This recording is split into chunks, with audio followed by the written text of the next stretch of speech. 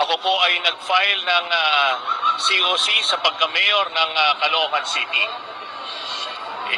Bilang tubong Barangay 169 ng Caloocan, ang layunin po natin ay maiahon ang ating mga kababayan dito at mula sa kahirapan at ayusin.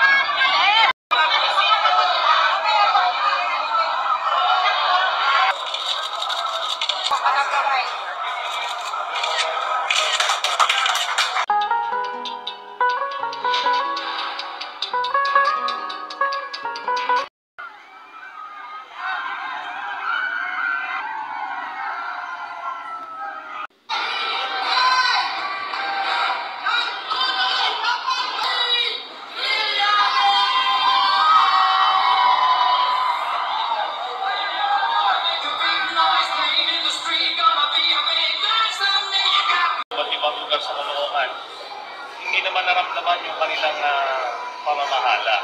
So, maaring technically, their family has been there for so long, pero nakapwesto lang sila, ginamit lang nila yung poder para sa kanilang benepisyo. Sir, what can you offer to the people of Caloocan?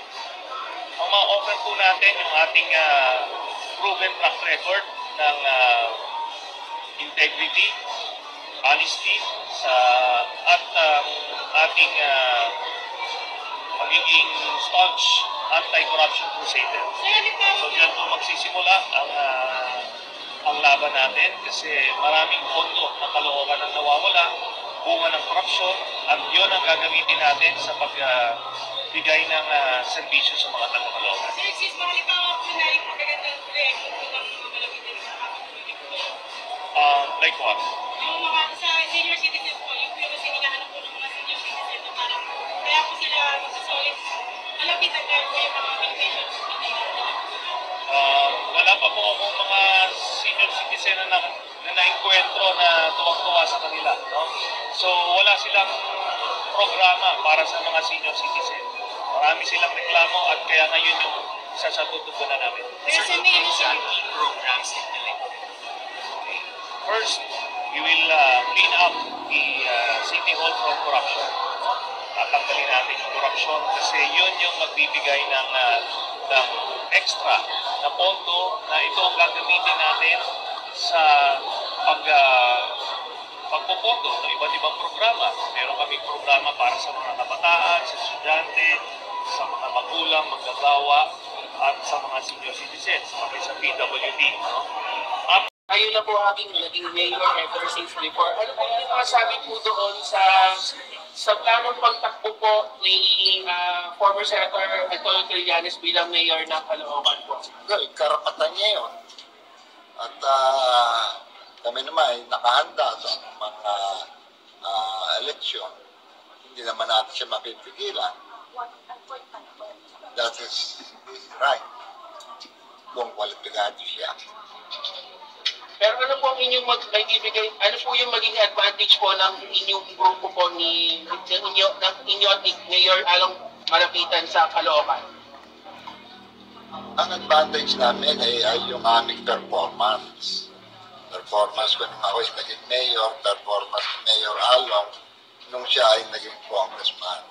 Kaya madaling-madali nung nakarang halalan ay nailipat sa ating anak ang pagiging mayor at naibalik rin ulit sa akin ang pagiging congressman. Siguro ang sagot doon, yung performance ang malaking factor. Kung sino pong magkakalaban po ninyo? Hindi ko alam eh. Meron yata bakit ko pa sasabihin sa inyo? Kung ako nanalo ulit, ano po yung legislation isusulong niyo ulit sa 20th Congress? Well, nakakonsentrate ako doon sa local bills namin. Marami akong naisulong na local bills na ipasa. At depende kasi yan sa committee babaksakan ko sa 20th Congress.